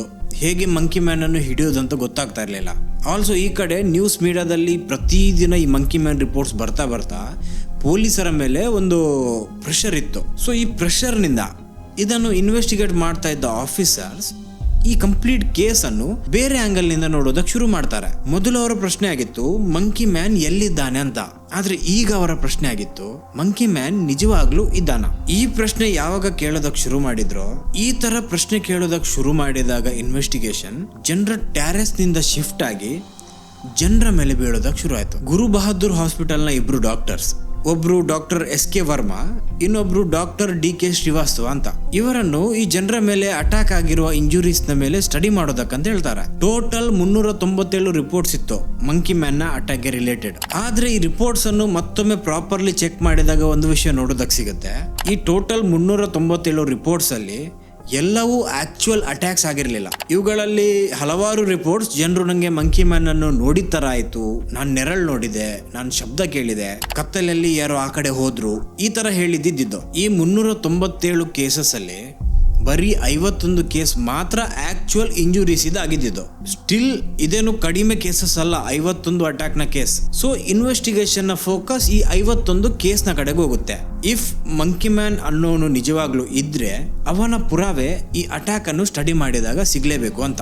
Doctors ಈ 51 ಜನರಲ್ಲಾದ ಗಾಯಗಳನ್ನು ಕೇರ್ಫುಲಿ ಎಕ್ಸಾಮಿನ್ ಮಾಡ್ತಾರೆ. ಈ ಗಾಯಗಳು ನಿಜ ಆಗಿತ್ತು, ಜನರಿಗೆ ನಿಜವಾಗ್ಲೂ ನೋವಾಗಿತ್ತು, ರಕ್ತ ಹರಿದಿತ್ತು, ಕೆಲವರಿಗೆ ಸ್ಕ್ರಾಚಸ್ ಆಗಿದ್ರೆ ಕೆಲವರಿಗೆ ಕಚ್ಚಿದ ಗಾಯಗಳಿತ್ತು. ಆದ್ರೆ ಈ ಗಾಯಗಳನ್ನು ಸ್ಟಡಿ ಮಾಡಿದಾಗ ಈ ಗಾಯಗಳು ಒಂದು ಪ್ರಾಣಿ ಉಗುರಿನಿಂದ ಹೀಗೆ ಅಟ್ಯಾಕ್ ಮಾಡಿದ ತರ ಕಾಣಿಸ್ತಾ ಇರ್ಲಿಲ್ಲ. ಈ ಗಾಯಗಳು ಉಜ್ಜಿದ ಗಾಯ ತರ ಇತ್ತು. ಅದನ್ನ ಸರಿ ವರ್ಡ್ ಯೂಸ್ ಮಾಡ್ತಾ ಇದ್ದೇನೆಲ್ಲ ಗೊತ್ತಿಲ್ಲ. ಉಜ್ಜಿದ ಗಾಯ ಅಂದ್ರೆ ನೀವು ಸಡನ್ಲಿ ಓಡುವಾಗ ನಿಮ್ಮ ಕೈ ಎಲ್ಲಾದ್ರೂ ರಫ್ ಗೋಡೆಗೆ ತಾಗಿದ್ರೆ ಯಾವ ತರ ಗಾಯ ಆಗುತ್ತೆ, ಅಥವಾ ಒಂದು ಮೆಟಲ್ನ ರೇಲಿಂಗ್ಗೆ ತಾಗಿದ್ರೆ ಯಾವ ತರ ಗಾಯ ಆಗುತ್ತೆ, ಅಥವಾ ಯಾವ್ದಾದ್ರು ಕಾರ್ನರ್ಗೆ ಸಡನ್ಲಿ ತಾಗಿದ್ರೆ ಯಾವ ತರ ಗಾಯ ಆಗುತ್ತೆ, ಆ ತರದ್ ಗಾಯ ಆಗಿದ್ದು. ಓಕೆ, ಹಾಗಾದ್ರೆ ಸ್ಕ್ರಾಚ್ ಮಂಕಿ ಮ್ಯಾನ್ ಮಾಡಿದ್ದಲ್ಲ, ಆದ್ರೆ ಜನರು ಹೇಳ್ತಾ ಇದ್ದಾರೆ ಅವನೇ ಮಾಡಿದ್ದಂತ. ಇದಕ್ಕೆ ಅವ್ರು ಹೇಳ್ತಾರೆ, ಇದಕ್ಕೆ ಮೋಸ್ಟ್ ಪ್ರಾಬಬ್ಲಿ ಅವ್ರ ನಿದ್ದೆಯಿಂದ ಒಮ್ಮೆನೆ ಎದ್ದು ಓಡುವಾಗ ಅವರಿಗೆಲ್ಲೋ ತಾಗಿದೆ. ಆ ಟೈಮಲ್ಲಿ ಅವ್ರಿಗೆ ಗೊತ್ತೇ ಆಗ್ಲಿಲ್ಲ ಈ ತರ ತಾಗಿದೆ ಅಂತ. ನಂತರ ನೋಡಿದಾಗ ಗಾಯವನ್ನು ನೋಡಿ ನಮ್ಮ ಮೇಲೇನು ಅಟ್ಯಾಕ್ ಮಾಡಿದಾನಂತ ಅನ್ಕೊಂಡಿರ್ಬೋದು ಅಂತ ಹೇಳ್ತಾರೆ. ಓಕೆ, ಹಾಗಾದ್ರೆ ಸ್ಕ್ರಾಚಸ್ ಗಳ ಗಾಯ ಸೈಡಿಗೆ ಹೋಯ್ತು. ಮತ್ತೆ ಕಚ್ಚಿದ ಗಾಯ, ಇದನ್ನು ಇನ್ವೆಸ್ಟಿಗೇಟ್ ಮಾಡಿದ ಡಾಕ್ಟರ್ಸ್ ಹೇಳ್ತಾರೆ, ಈ ಕಚ್ಚಿದ ಗಾಯಗಳು ಒಂದು ಆರ್ಡಿನರಿ ಪ್ರಾಣಿ ಕಚ್ಚಿದ ಗಾಯಗಳ ತರ ಇದೆ. ಲೈಕ್ ಇಲಿ ಕಚ್ಚಿದ್ರೆ, ನಾಯಿ ಕಚ್ಚಿದ್ರೆ, ಅಥವಾ ಮಂಗ ಕಚ್ಚಿದ್ರೆ ಯಾವ ತರ ಆಗುತ್ತೆ ಅಂತಹದ್ದು ಗಾಯ. ನೋಡಿ, ಆ ಟೈಮಲ್ಲಿ ಈ ಹೀಟ್ ವೇವ್ ನ ಬಿಸಿಯನ್ನು ತಾಳೋದಕ್ಕಾಗದೆ ಜನರು ಹೊರಗೆ ಮಲಗ್ತಾ ಇದ್ರು. ಕೆಲವೊಮ್ಮೆ ಟ್ಯಾರಿಸ್ ನ ಮೇಲೆ, ಟ್ಯಾರಿಸ್ ಇಲ್ಲದವರು ಮನೆಯ ಹೊರಗೆ. ಆ ಟೈಮಲ್ಲಿ ಇಲಿ ಬಂದು ಕಚ್ಚಿರ್ಬೋದು, ನಾಯಿ ಬಂದು ಕಚ್ಚಿರ್ಬೋದು, ಅಥವಾ ಮಂಗ ಎಲ್ಲಾದ್ರೂ ಬಂದು ಕಚ್ಚಿರ್ಬೋದು. ಜನರ ತಲೆಯಲ್ಲಿ ಮಂಕಿ ಮ್ಯಾನ್ ನ ಫಿಯರ್ ಇದ್ದಿದ್ರಿಂದ ಅವ್ರು ಸಡನ್ಲಿ ಎದ್ದಾಗ ಅವ್ರಿಗೆ ಅನ್ಸಿರ್ಬೋದು ನಮ್ಮ ಮೇಲೆ ಮಂಕಿ ಮ್ಯಾನೇ ಅಟ್ಯಾಕ್ ಮಾಡಿದ್ದಾನೆ ಅಂತ. ಮತ್ತೆ ಈ ಕಡೆ ಪೊಲೀಸ್ ಇನ್ವೆಸ್ಟಿಗೇಷನ್ ನಡೀತಾ ಇತ್ತು. ಅದರಲ್ಲಿ ಪೊಲೀಸರು ಎಲ್ಲ ಕೇಸಸ್ ಅನ್ನು ಒಟ್ಟಿಗೆ ನೋಡೋದಕ್ಕೆ ಶುರು ಮಾಡ್ತಾರೆ. ಆಗ ಅವರಿಗೆ ಒಂದು ಪ್ಯಾಟರ್ನ್ ನೋಡೋದಕ್ಕೆ ಸಿಗುತ್ತೆ. ಆ ಪ್ಯಾಟರ್ನ್ ಆಗಿತ್ತು, ಇದು ಯೂಶುವಲಿ ನಡೆದಿದ್ದು ಮಧ್ಯರಾತ್ರಿಯಿಂದ ಬೆಳಿಗ್ಗೆ 6 ಗಂಟೆಯ ನಡುವೆ. ಪ್ರತಿಯೊಬ್ಬ ವ್ಯಕ್ತಿ ಆ ಸಮಯದಲ್ಲಿ ಮಲಗಿದ್ದ. ಹೆಚ್ಚುವರಿ ಜನರು ಟ್ಯಾರಿಸ್ ಮೇಲೆ ಅಥವಾ ಮನೆಯ ಹೊರಗೆ ಮಲಗಿದ್ರು. ಇನ್ನೊಂದು ಪ್ಯಾಟರ್ನ್ ನೋಡೋದಕ್ಕೆ ಸಿಕ್ಕಿತ್ತು. ಈ ಕಂಪ್ಲೀಟ್ ಕೇಸಸ್ ಅಲ್ಲಿ 94% ಕೇಸಸ್ ಈಸ್ಟ್ ದೆಹಲಿಯಿಂದ ಬಂದಿದ್ದು. ಮತ್ತೆ ಈ 94% ಅಲ್ಲಿ ಆಲ್ಮೋಸ್ಟ್ 89% ಕೇಸಸ್ ಬಡ ಫ್ಯಾಮಿಲಿ, ಕಷ್ಟದಲ್ಲಿರೋ ಜನರು, ಪುವರ್ ಏರಿಯಾ ಹಾಗೂ ಲೇಬರ್ಸ್ ಗಳಿರುವಂತಹ ಏರಿಯಾದಿಂದ ಬಂದಿರೋದು. ಇವರೆಲ್ಲ ಇದ್ದಿದ್ದು ತುಂಬಾ ಬಡ ಏರಿಯಾದಲ್ಲಿ. ಇವರ ಜೀವನ ತುಂಬಾ ಕಠಿಣವಾಗಿತ್ತು. ಇಂತಹ ಪರಿಸ್ಥಿತಿಯಲ್ಲಿರುವಾಗ ಲೈಫಲ್ಲಿ ಸ್ಟ್ರೆಸ್, ಅದರ ಮೇಲೆ ಬಿಸಿ, ರಾತ್ರಿ ಕರೆಂಟ್ ಇಲ್ಲದೆ ಸರಿ ನಿದ್ದೆ ಇಲ್ಲದೆ ಇರೋದು. ಇದೇ ಸಮಯದಲ್ಲಿ ರೂಮರ್ ಸ್ಪ್ರೆಡ್ ಆಗಿತ್ತು, ಮಂಕಿ ಮ್ಯಾನ್ ಯಾರೋ ರಾತ್ರಿಯಲ್ಲಿ ಬರ್ತಾನೆ, ಜನರ ಮೇಲೆ ಅಟ್ಯಾಕ್ ಮಾಡ್ತಾನೆ ಅಂತ. ಇದೆಲ್ಲ ಒಂದೇ ಸಮಯದಲ್ಲಿ ಆ ಜನರ ಜೊತೆ ಆಗಿತ್ತು. ಈ ತರ ಪೊಲೀಸರು ಪ್ಯಾಟರ್ನ್ಸ್ ಎಲ್ಲ ಹುಡುಕ್ತಾ ಇರುವಾಗ ಅವರ ಇನ್ವೆಸ್ಟಿಗೇಷನ್ ಒಂದ್ ಸೈಡ್ ನಡೀತಾ ಇತ್ತು. ಈ ಕಡೆ ಒಂದು independent investigation, Indian national association ನ ಸನಲ್ ಎಡೆಮರಕು ಅವರು ತಮ್ಮದೇ ಆದ ಒಂದು ಇನ್ವೆಸ್ಟಿಗೇಷನ್ ಅನ್ನು ಕ್ಯಾರಿ ಮಾಡ್ತಾರೆ. ಎಡೆಮರಕು ಅವರು ಯಾವ ಯಾವ ಏರಿಯಾದಲ್ಲಿ ಮಂಕಿ ಮ್ಯಾನ್ ನ ಹಾವಳಿತ್ತು ನೋಡಿ, ಆ ಎಲ್ಲ ಏರಿಯಾವನ್ನು ವಿಸಿಟ್ ಮಾಡ್ತಾರೆ. ಮಂಕಿ ಮ್ಯಾನ್ ಅನ್ನು ನೋಡಿದ್ದೀನಿ ಅಥವಾ ಅದರ ಅಟ್ಯಾಕ್ ಆಗಿದೆ ಅಂತ ಹೇಳಿದ ಜನರನ್ನು ಭೇಟಿ ಆಗ್ತಾರೆ, ಹಾಗೂ ಅವ್ರ ಹತ್ರ ಸ್ಟೇಟ್ಮೆಂಟ್ಸ್ ತಗೋತಾರೆ ಅಂಡ್ ಕಂಪೇರ್ ಮಾಡೋದಕ್ಕೆ ಶುರು ಮಾಡ್ತಾರೆ. ಈ ತರ ಅವ್ರು ಮಾಡೋದಕ್ಕೆ ಶುರು ಮಾಡಿದಾಗ ಅವ್ರಿಗೆ ಏನ್ ಸಿಕ್ತು ನೋಡಿ, ಅದು ರಿಮಾರ್ಕೆಬಲ್ ಆಗಿತ್ತು. ಒಬ್ಬ ವ್ಯಕ್ತಿ ಅಜಯ್ ಅನ್ನೋ ಹೆಸರಿನವನು ಹೇಳ್ತಾನೆ, ಮಂಕಿ ಮ್ಯಾನ್ ಬಿಳಿ ಬಣ್ಣದವನಾಗಿದ್ದ, ಅವನ ಕಣ್ಣು ನೀಲಿ ಆಗಿತ್ತು, ಚಿಕ್ಕ ಹೈಟ್ನವನಾಗಿದ್ದ, ನೋಡೋದಕ್ಕೆ ನೇಪಾಳಿ ತರ ಕಾಣಿಸ್ತಾ ಇದ್ದ ಅಂತ. ಇನ್ನೊಬ್ಬನ ಪ್ರಕಾರ ಮಂಕಿ ಮ್ಯಾನ್ ನ ಇಡೀ ಮೈಯಲ್ಲಿ ರೋಮಗಳಿತ್ತು, ಒಂದು ಮಂಗದ ತರ. ಕೆಲವರು ಮಂಕಿ ಮ್ಯಾನ್ ಬರೀ 4 ಫೀಟ್ ಅವನಾಗಿದ್ದ ಅಂತ ಹೇಳಿದ್ರು. ಇನ್ನು ಕೆಲವರು ಇಲ್ಲ ಅವನು 8 ಫೀಟ್ಗಿಂತನೂ ಹೆಚ್ಚು ಹೈಟಿನವನಾಗಿದ್ದ ಅಂತ ಹೇಳಿದ್ರು. ಸ್ವಲ್ಪ ಜನರು ಕಣ್ಣು ತುಂಬಾ ಕೆಂಪಾಗಿ ಮಿಂಚುತ್ತಾ ಇತ್ತು ಅಂತ ಹೇಳಿದ್ರು. ಇನ್ನು ಕೆಲವರು ಕಣ್ಣಿನ ವಿಷಯವನ್ನೇ ಮಾತಾಡಲಿಲ್ಲ. ಮತ್ತೆ ಕೆಲವು ಕ್ಲೇಮ್ಸ್ ಇತ್ತು, ಇದು ತುಂಬಾ ಕ್ರೇಜಿ ಆಗಿದೆ. ಕೆಲವರ ಪ್ರಕಾರ ಕೈಯಲ್ಲಿ ಮೆಟಲ್ ಕ್ಲಾಸ್ ಇತ್ತು ಅಂತ, ಅಂದ್ರೆ ಕಬ್ಬಿಣದ ಉಗುರು. ಅದು ವೂಲ್ವರಿನ್ಗೆ ಯಾವ ತರ ಇರುತ್ತೆ ನೋಡಿ, ಆ ತರದ್ದು. ಮಂಕಿ ಮ್ಯಾನ್ ಹೆಲ್ಮೆಟ್ ಹಾಕಿದ್ದ ಅಂತ ಅಂದಿದ್ರು. ಅವನ ಕಾಲಿಗೆ ಸ್ಪ್ರಿಂಗ್ಸ್ ಇತ್ತು, ಅದನ್ನ ಯೂಸ್ ಮಾಡಿ ಅವನು ತುಂಬಾ ಎತ್ತರಕ್ಕೆ ಜಂಪ್ ಮಾಡ್ತಾ ಇದ್ದ ಅಂತಾನು ಹೇಳಿದ್ರು. ಮತ್ತೆ ಒಬ್ರಂತೂ ಅವನ ಬಾಡಿಯಲ್ಲಿ ಫುಲ್ ಕರೆಂಟ್ ಪಾಸ್ ಆಗ್ತಾ ಇತ್ತು, ಅವನಲ್ಲಿ ಎದೆಯಲ್ಲಿ ಒಂದು ಬಟನ್ ಇತ್ತು, ಅದನ್ನ ಯೂಸ್ ಮಾಡಿ ಅವನು ಮಾಯ ಆಗ್ತಾ ಇದ್ದ ಮತ್ತೆ ಪ್ರತ್ಯಕ್ಷ ಆಗ್ತಾ ಇದ್ದ ಅಂತಾನು ಹೇಳಿದ್ರು. ಇದನ್ನೆಲ್ಲ ನೋಡಿದ ಎಡೆಮರಕೋಗೆ ವಿಟ್ನೆಸ್ ಟೆಸ್ಟಿಮನಿಯಲ್ಲಿ ಇನ್ಕನ್ಸಿಸ್ಟೆನ್ಸಿ ಕಂಡಿತ್ತು. ಈಗ ನೋಡಿ, ಎಲ್ಲರದ್ದು ಬೇಡ, ಅಟ್ಲೀಸ್ಟ್ ಇಬ್ಬರದ್ದಾದ್ರೂ ಡಿಸ್ಕ್ರಿಪ್ಷನ್ ಮ್ಯಾಚ್ ಆಗ್ಬೇಕಲ್ವಾ, ಆದ್ರೆ ಆಗಿರ್ಲಿಲ್ಲ. ಇದೇ ಸಮಯದಲ್ಲಿ ಮೀಡಿಯಾ ಕೂಡ ಇನ್ನೂ ತುಂಬಾ ದೊಡ್ಡ ರೋಲ್ ವಹಿಸಿತ್ತು. ಆ ಟೈಮಲ್ಲಿ ಹೊಸ ಚಾನೆಲ್ಸ್ ಎಲ್ಲ ಬಂದಿತ್ತು. ಮೊದಲು ಇಂಡಿಯಾದಲ್ಲಿ ಪ್ರೈವೇಟ್ ನ್ಯೂಸ್ ಚಾನೆಲ್ಸ್ ಇರ್ಲಿಲ್ಲ ಅಷ್ಟು, ಎಲ್ಲರೂ DD ನ್ಯೂಸ್ ಎಲ್ಲ ನೋಡ್ತಾ ಇದ್ದಿದ್ದು. ಸೊ ಯಾವಾಗ ಈ ಒಂದು ನ್ಯೂಸ್ ಚಾನೆಲ್ಸ್ ಒಂದು ಬಿಸ್ನೆಸ್ ಆಗಿ ಕನ್ವರ್ಟ್ ಆಯ್ತು ನೋಡಿ, ಆಗ ಜನರಿಗೆ ಗೊತ್ತಿರಲಿಲ್ಲ ಏನು ಸರಿ ಏನು ತಪ್ಪು ಅಂತ. ನ್ಯೂಸ್ ಚಾನೆಲ್ ಹೇಳ್ತಾ ಇದ್ರೆ ಅದು ಸರಿಯೇ ಹೇಳ್ತಾ ಇದೆ ಅಂತ ಅನ್ಕೊಳ್ತಾ ಇದ್ರು. ಈ ಕಡೆ ನ್ಯೂಸ್ ಚಾನೆಲ್ಸ್ TRPಗೋಸ್ಕರ ಅಂತ ಇಡೀ ದಿನ ಒಂದಲ್ಲ ಒಂದು ಹೊಸ ರಿಪೋರ್ಟ್ ಅನ್ನು ತಗೊಂಡು ಬರ್ತಾ ಇತ್ತು. ಆ ಮಂಕಿ ಮ್ಯಾನ್ ಕೇಸ್ ಅನ್ನು ಇನ್ನೂ ಹೆಚ್ಚು ಟಿವಿಯಲ್ಲಿ ತೋರಿಸ್ತಾ ಇತ್ತು. ಇದನ್ನು ಪ್ರತಿದಿನ ಪ್ರತಿಗಳಿಗೆ ನೋಡಿದ ಜನರ ಎದೆಯಲ್ಲಿ ಒಂದು ಭಯ ತರ ಹುಟ್ಟೋಗಿತ್ತು. ದಿಲ್ಲಿಯಲ್ಲಿ ಒಂದು ಪ್ಯಾನಿಕ್ ಸಿಚುವೇಶನ್ ಕ್ರಿಯೇಟ್ ಆಗಿತ್ತು. ಅಂಡ್ ಈ ಪ್ಯಾನಿಕ್ ನಿಂದ ಜನರು ಇನ್ನೂ ಹೆಚ್ಚು ಪೊಲೀಸರಿಗೆ ಕಾಲ್ ಮಾಡೋದಕ್ಕಂತ ಶುರು ಮಾಡಿದ್ರು. ಈ ಬಾರಿ ಆಕ್ಚುಯಲ್ ಅಟ್ಯಾಕ್ ಆಗಿದೆ ಅಂತ ಕರೆ ಅಲ್ಲ, ಸಣ್ಣ ಶಬ್ದ ಕೇಳಿದ್ರು ಹೆದರಿ ಕರೆ ಮಾಡೋದು. ನಮ್ಗೆ ಸೌಂಡ್ ಕೇಳಿಸಿತ್ತು, ನಮ್ಗೆ ನೆರಳು ನೋಡಿದಾಗಾಯ್ತು, ನಮ್ಗೆ ಯಾರನ್ನು ನೋಡಿದ ತರ ಫೀಲ್ ಆಯ್ತು, ಅದು ಬೇಕಾದ್ರೆ ಬೆಕ್ಕಿ ಆಗಿರ್ಲಿ, ಜನರು ಮಾತ್ರ ಹೆದರಿ ಕಾಲ್ ಮಾಡ್ತಾನೆ ಇದ್ರು. ದಿಲ್ಲಿ ಪೊಲೀಸ್ 397 ಕೇಸಸ್ ಅನ್ನು ಇನ್ವೆಸ್ಟಿಗೇಟ್ ಮಾಡಿದಾಗ ಅವ್ರಿಗೆ ಗೊತ್ತಾಗುತ್ತೆ ಇದರಲ್ಲಿ 303 ಕೇಸಸ್ ದಾರಿ ತಪ್ಪಿಸುವಂತದ್ದು ಅಥವಾ ಸುಳ್ಳು ಕೇಸಸ್ ಆಗಿತ್ತು ಅಂತ. ಕೆಲವರು ಬರೀ ಮೀಡಿಯಾ ಅಟೆನ್ಷನ್ಗೋಸ್ಕರ ಅಂತಾನೆ ಫೋನ್ ಮಾಡಿದ್ರು, ಇನ್ನು ಕೆಲವರು ಟ್ಯಾರಿಸ್ ಮೇಲೆ ಮಂಗನೇ ಇರ್ಲಿ ಅದನ್ನ ನೋಡಿ ಹೆದರಿ ಕಾಲ್ ಮಾಡಿದ್ರು. ಇದನ್ನೆಲ್ಲ ಅನಲೈಸ್ ಮಾಡಿದಾಗ ಪೊಲೀಸರಿಗೆ ಗೊತ್ತಾಗುತ್ತೆ ಆಕ್ಚುಯಲ್ ಇನ್ಸಿಡೆಂಟ್ ಗಿಂತ ಹೆಚ್ಚು ಕಾಲ್ಸ್ ನಮ್ಗೆ ಈ ಹೆದರಿಯೇ ಬರ್ತಾ ಇರೋದು. ಸೊ ಪೊಲೀಸರು ಒಂದು ವಾರ್ನಿಂಗ್ ಕೊಡ್ತಾರೆ ಜನರಿಗೆ, ಯಾರಾದ್ರೂ ಸುಮ್ನೆ ಮಂಕಿ ಮ್ಯಾನ್ ನ ವಿಷಯ ಹೇಳಿ ಕಾಲ್ ಮಾಡಿದ್ರೆ ಅವ್ರನ್ನ ಡೈರೆಕ್ಟ್ ಜೈಲಿಗೆ ಹಾಕ್ತಿವಿ ಅಂತ. ಆಲ್ಸೋ ಅವರು ಕೆಲವರನ್ನು ಜೈಲಿಗೆ ಹಾಕಿದ್ರು ಕೂಡ. ಇದರಲ್ಲಿ ಒಬ್ರು ಡಾಕ್ಟರ್. ಈ ಡಾಕ್ಟರ್ ಏನ್ ಮಾಡಿದ್ರು ಅಂದ್ರೆ ಕೈಗೆ ಹಾಕುವ ಸರ್ಜಿಕಲ್ ಗ್ಲೌಸ್ ಇದೆ ನೋಡಿ, ಅದನ್ನು ಊದಿ ಅದಕ್ಕೆ ಬ್ರೌನ್ ಪೇಂಟ್ ಅನ್ನು ಕೊಟ್ಟು ಜನರಿಗೆ ಹೇಳೋದಕ್ಕೆ ಶುರು ಮಾಡಿದ್ರು, ನೋಡಿ ನಂಗೆ ಮಂಕಿ ಮ್ಯಾನ್ ನ ಕೈ ಸಿಕ್ಕಿದೆ ಅಂತ. ಹೇಳ್ತಾ ಇರೋದು ಯಾರು? ಮಾಮೂಲಿ ವ್ಯಕ್ತಿ ಅಲ್ಲ, ಒಬ್ರು ಡಾಕ್ಟರ್ ಹೇಳ್ತಾ ಇದ್ದಾರೆ. ಸೊ ಜನರು ಅವರ ಮಾತನ್ನು ನಂಬ್ತಾ ಇದ್ರು. ಆ ಟೈಮಲ್ಲಿ ಅವರು ಮಾಡಿದ ಈ ಒಂದು ಸ್ಟಂಟ್ ಜನರಲ್ಲಿ ಪ್ಯಾನಿಕ್ ಕ್ರಿಯೇಟ್ ಮಾಡಿತ್ತು. ಆದ್ರೆ ಅವರನ್ನು ಪೊಲೀಸರು ಯಾವಾಗ ಅರೆಸ್ಟ್ ಮಾಡಿದ್ರು ನೋಡಿ, ಇದು ಜನರಲ್ಲಿ ಒಂದು ಕ್ಲಿಯರ್ ಮೆಸೇಜ್ ಡೆಲಿವರ್ ಮಾಡಿತ್ತು. ಅದೇನಂದ್ರೆ ಸುಮ್ನೆ ತಮಾಷೆ ಮಾಡೋದಕ್ಕೆ ಹೋದ್ರೆ ಜೈಲಿಗೆ ಹೋಗೋದು ಪಕ್ಕ ಅಂತ. ಮತ್ತೊಂದು ವಿಷಯ ಪೊಲೀಸರಿಗೆ ಗೊತ್ತಾಗುತ್ತೆ, ಈ 397 ಕೇಸಸ್ ಅಲ್ಲಿ ಕೆಲವು ಕೇಸಸ್ ಜನರು ಸುಮ್ನೆ ಕರೆಂಟ್ ಬೇಗ ಬರ್ಲಿ ಅಂತ ಮಾಡಿದ್ದು ಇದೆ ಅಂತ. ಯಾಕಂದ್ರೆ ಮಂಕಿ ಮ್ಯಾನ್ ರಿಪೋರ್ಟ್ ಬಂದ ತಕ್ಷಣ ಪೊಲೀಸರು ಆ ಏರಿಯಾದಲ್ಲಿ ಎಲೆಕ್ಟ್ರಿಸಿಟಿ ರಿಸ್ಟೋರ್ ಮಾಡ್ತಾ ಇದ್ರು ಬೇಗ. ಸೊ ಈ ತರ ಎಲ್ಲ ಗೊತ್ತಾಗಿ ಪೊಲೀಸರು ಯಾವಾಗ ಒಂದು ಸ್ಟ್ರಿಕ್ಟ್ ಆಕ್ಷನ್ ತಗೊಳ್ಳೋದಕ್ಕೆ ಶುರು ಮಾಡಿದ್ರು, ಪೊಲೀಸರಿಗೆ ಮೆಲ್ಲ ಅಂತ ಬರುವ ಕರೆಗಳು ಕಡಿಮೆ ಆಗೋದಕ್ಕೆ ಬಂತು. ಮತ್ತೆ ಒಂದು ದಿನ ನಿಂತೇ ಬಿಡ್ತು. ಅದಕ್ಕೆ ಇನ್ನೊಂದು ಕಾರಣನೂ ಇತ್ತು. ಈ ಕಡೆ ನ್ಯೂಸ್ ಚಾನೆಲ್ಸ್ ಎಲ್ಲ ಮಂಕಿ ಮ್ಯಾನ್ ಕೇಸ್ ಅನ್ನು ಬಿಟ್ಟು ಬೇರೆ ಕೇಸ್ನ ಕಡೆಗೆ ಶಿಫ್ಟ್ ಆಗಿದ್ರು. ಸೊ ಈ ಕಾರಣದಿಂದ ಜನರಿಗೆ ಕೇಸಸ್ ಎಲ್ಲ ಕಡಿಮೆ ಕೇಳೋದಕ್ಕೆ ಸಿಗ್ತಾ ಇತ್ತು ಹಾಗೂ ಪ್ಯಾನಿಕ್ ಮೆಲ್ಲನೆ ಸ್ಲೋಲಿ ಕಡಿಮೆ ಆಗೋದಕ್ಕೆ ಬಂತು. ಮತ್ತೆ 2003ರಲ್ಲಿ ಡಾಕ್ಟರ್ ವರ್ಮಾ ಹಾಗೂ ಡಾಕ್ಟರ್ ಶ್ರೀವಾಸ್ತವ್ ಅವರು ತಮ್ಮ ರಿಸರ್ಚ್ ಅನ್ನು Indian journal of medical science ಅಲ್ಲಿ ಪಬ್ಲಿಷ್ ಮಾಡ್ತಾರೆ. ಇದರಲ್ಲಿ ಬರೆದಿತ್ತು, ಸ್ಟಡಿ ಪ್ರಕಾರ ದಿಲ್ಲಿಯಲ್ಲಿ ಅವತ್ತು ನಡೆದ ಮಂಕಿ ಮ್ಯಾನ್ ಕೇಸ್ ಒಂದು ಮಾಸ್ ಸೋಸಿಯೋಜೆನಿಕ್ ಇಲ್ನೆಸ್ ಆಗಿದೆ ಅಂತ. ಅಂದ್ರೆ ಮಾಸ್ ಹಿಸ್ಟೇರಿಯಾ ಆಗಿದೆ ಅಂತ. ಒಂದು ವಿಷಯ ನೀವು ನೋಟ್ ಮಾಡಬೇಕು, ಆಗ ಪೊಲೀಸರು ಹೇಳಿದ್ರು ಅವ್ರು ಸುಮ್ನೆ ಕಾಲ್ ಮಾಡ್ತಾ ಇದ್ರು, ಹೆದರಿ ಕಾಲ್ ಮಾಡ್ತಾ ಇದ್ರು, ಹಾಗೆ ಹೀಗೆ ಅಂತ. ಆದ್ರೆ ಎಲ್ಲಾ ಕಾಲ್ಸ್ ಆ ತರ ಆಗಿರ್ಲಿಲ್ಲ. ಕೆಲವರು ಜೆನ್ವನ್ಲಿ ಏನೋ ನೋಡಿದ್ರು ಅಂಡ್ ಅದರ ಎಕ್ಸ್ಪ್ಲನೇಷನ್ ಈ ಡಾಕ್ಟರ್ಸ್ ಕೊಟ್ಟಿದ್ರು, ಯಾಕೆ ಅವ್ರಿಗೆ ಆ ತರ ಫೀಲ್ ಆಯ್ತು ಅಂತ. ಈಗ ಈ ಮಾಸ್ ಹಿಸ್ಟೀರಿಯಾ ಏನು ಅಂತ ನಾನು ನನ್ನ ಬೇರೆ ವಿಡಿಯೋಸ್ ಅಲ್ಲಿ ಹೇಳಿದ್ದೀನಿ ಕ್ಲಿಯರ್ಲಿ. ಈ ವಿಡಿಯೋಲಿ ನಾನು ರಫ್ಲಿ ಹೇಳ್ತೀನಿ ಏನು ಅಂತ. ಇದು ಒಂದು ಮೆದುಳಿನ ಕಾಯಿಲೆ ಅಂತ ಅನ್ಕೊಳ್ಳಿ, ಯಾವುದು ಒಬ್ಬರಿಂದ ಇನ್ನೊಬ್ಬರಿಗೆ ಹರಡುತ್ತೆ. ಇದರಲ್ಲಿ ಒಂದು ಭಯ ಅಥವಾ ಒಂದು ನಂಬಿಕೆ ಒಂದು ಕಮ್ಯುನಿಟಿಯಲ್ಲಿ ಹರಡೋದು. ಈಗ ಎಕ್ಸ್ಪ್ಲನೇಷನ್ ಬರೀ ಇಷ್ಟೇ ಅಲ್ಲ, ಇನ್ನೂ ಇದೆ. ಡೋಂಟ್ ವರಿ, ನಾನು ಇಷ್ಟೇ ಹೇಳಿ ಬಿಡೋದಿಲ್ಲ, ಫುಲ್ ವಿಷಯ ನಿಮಗೆ ವಿತ್ ಎಕ್ಸ್ಪ್ಲನೇಷನ್ ಕೊಡ್ತೀನಿ.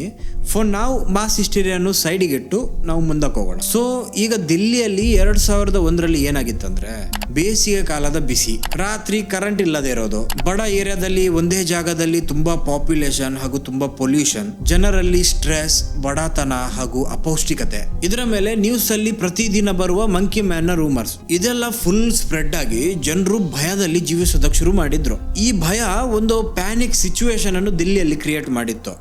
ಅಂಡ್ ಯಾವಾಗ ಈ ಸಿಚುವೇಶನ್ ಅಲ್ಲಿ ಜನರು ಇರೋದಕ್ಕೆ ಶುರು ಮಾಡಿದ್ರು, ಅವರಿಗೆ ಅವರ ನಂಬಿಕೆ ಸತ್ಯ ಅನ್ನೋದಕ್ಕೆ ಶುರು ಆಗಿತ್ತು. ನೀವು ಯಾವಾಗ ಮಂಕಿ ಮ್ಯಾನ್ ಇದ್ದಾನಂತ ನಂಬೋದಕ್ಕೆ ಶುರು ಮಾಡ್ತಿರೋ, ಒಂದು ಸಣ್ಣ ನೆರಳು, ಒಂದು ಸಣ್ಣ ಶಬ್ದ ಅಥವಾ ಗಲ್ಲಿಯಲ್ಲಿ ವೇಗವಾಗಿ ಓಡಿದ ಒಂದು ನಾಯಿಯೇ ಸಾಕು ನಿಮ್ಗೆ ಬಿಲೀಫ್ ಮಾಡಿಸೋದಕ್ಕೆ ಮಂಕಿ ಮ್ಯಾನ್ ನಿಮ್ಮ ಹತ್ರ ಇದ್ದಾನೆ ಅಂತ. ಈಗ ಮಾಸ್ ಹಿಸ್ಟೀರಿಯಾದು ಒಂದು ಒಳ್ಳೆ ವಿಷಯ ಏನು ಅಂದ್ರೆ, ಇದು ಎಷ್ಟು ಬೇಗ ಸ್ಪ್ರೆಡ್ ಆಗುತ್ತೆ ಅಷ್ಟೇ ಬೇಗ ಎಂಡ್ ಕೂಡ ಆಗುತ್ತೆ. ಸೊ ದಿಲ್ಲಿಯಲ್ಲಿ ಕೂಡ ಅದೇ ಆಗಿತ್ತು. ಈಗ ಪೊಲೀಸರು, ಡಾಕ್ಟರ್ಸ್ಗಳು, ಇಂಡಿಪೆಂಡೆಂಟ್ ಇನ್ವೆಸ್ಟಿಗೇಟರ್ಸ್ಗಳು ಎಲ್ಲರೂ ಸೇರಿ ಈ ಕೇಸನ್ನು ಸಾಲ್ವ್ ಮಾಡಿದ್ರು. ಆದ್ರೆ ಒಂದು ವಿಷಯ ಇದೆ, ಯಾವುದು ಇವತ್ತಿನವರೆಗೆ ಯಾರಿಂದನೂ ಸಾಲ್ವ್ ಮಾಡೋದಕ್ಕಾಗ್ಲಿ. ಅದೇನಂದ್ರೆ, ನಂತರ ಬಂದ ಕೇಸಸ್ ಎಲ್ಲ ಭಯದಿಂದ, ಪ್ಯಾನಿಕ್ ನಿಂದ ಒಂದು ಮಾಸ್ ಹಿಸ್ಟೀರಿಯಾದ ಕೇಸ್ ಅಂತ ನಮ್ಗೆ ಗೊತ್ತಿದೆ. ಆದ್ರೆ ಏಪ್ರಿಲ್ 5 ತಾರೀಕಿಗೆ ಅಜಯ್ ಗೋಪಾಲ್ ಅವರು ಮೊದಲ ಬಾರಿ ಕರೆ ಮಾಡಿದ್ದಾಗ ಅಜಯ್ ಮೇಲೆ ಅಟ್ಯಾಕ್ ಮಾಡಿದ್ದು ಯಾರು? ಆಗ ಮಾಸ್ ಹಿಸ್ಟೀರಿಯಾ ಇರಲಿಲ್ಲ, ಆಗ ಪ್ಯಾನಿಕ್ ಸಿಚುವೇಶನ್ ಕ್ರಿಯೇಟ್ ಆಗಿರ್ಲಿಲ್ಲ. ಇದು ಬೇರೆ ಜನರ ತರ ಮಂಗ, ನಾಯಿ ಅಥವಾ ಇಲಿ ಆಗಿತ್ತಾ, ಅಥವಾ ಅಲ್ಲಿ ಬೇರೆ ಯಾರಾದ್ರೂ ಇದ್ರ? ಐ ಹೋಪ್ ನಿಮ್ಗೆ ಇವತ್ತಿನ ವಿಡಿಯೋ ಇಷ್ಟ ಆಗಿರಬೇಕು. ಇಷ್ಟ ಆಗಿದ್ರೆ ಪ್ಲೀಸ್ ಲೈಕ್ ಮಾಡಿ, ಇಷ್ಟ ಆಗಿಲ್ಲ ಅಂದರೆ ಡಿಸ್ಲೈಕ್ ಮಾಡಿ, ಏನಾದರೂ ಒಂದು ಮಾಡಿ. ಆಲ್ಸೋ ಸಬ್ಸ್ಕ್ರೈಬ್ ಮಾಡಿಲ್ಲ ಅಂದರೆ ಸಬ್ಸ್ಕ್ರೈಬ್ ಒಂದು ಪ್ಲೀಸ್ ಮಾಡಿ. ಒಬ್ಬ ಕ್ರಿಯೇಟರ್ಗೆ ನಿಮ್ಮ ಸಪೋರ್ಟ್ ತುಂಬ ಬೇಕಾಗಿರುತ್ತೆ, ಅದನ್ನು ನೀವು ಸಬ್ಸ್ಕ್ರೈಬ್ ಮಾಡೋ ಮೂಲಕ ಕೊಡ್ಬೋದು. ಸೊ ಒಂದು ಟಾಪಿಕನ್ನು ನಾನು ಅರ್ಧದಲ್ಲೇ ಬಿಟ್ಟಿದ್ದೆ, ಮಾಸ್ ಹಿಸ್ಟೀರಿಯಾ ಅಂತ. ಇದರ ಬಗ್ಗೆ ನೀವು ಕಲೀಲೇಬೇಕು, ಇದರ ಬಗ್ಗೆ ನೀವು ನೋಡಲೇಬೇಕು. ಇದೊಂದು ಇಂತಹ ನಾಲೆಜ್ ಯಾವುದು ನಿಮಗೆ ನಿಮ್ಮ ಲೈಫಲ್ಲಿ ತುಂಬ ಯೂಸ್ ಆಗುತ್ತೆ. ಸೊ ಮಾಸ್ ಹಿಸ್ಟೀರಿಯಾ ಏನು ಅಂತ ಅರ್ಥ ಮಾಡೋದಕ್ಕೆ ನೀವು ಈ ವಿಡಿಯೋನು ಕ್ಲಿಕ್ ಮಾಡಿ ನೋಡ್ಬೋದು. ಸೊ ಇದಾಗಿತ್ತು ಫ್ರೆಂಡ್ಸ್ ಇವತ್ತಿನ ವಿಡಿಯೋ. ಮತ್ತೆ ಬರ್ತೀನಿ ಮತ್ತೊಂದು ವಾರ ಇನ್ನೊಂದು ಇಂಟ್ರೆಸ್ಟಿಂಗ್ ಟಾಪಿಕ್ ಜೊತೆ. ಅಷ್ಟರವರೆಗೆ ಪೀಸ್ ಔಟ್.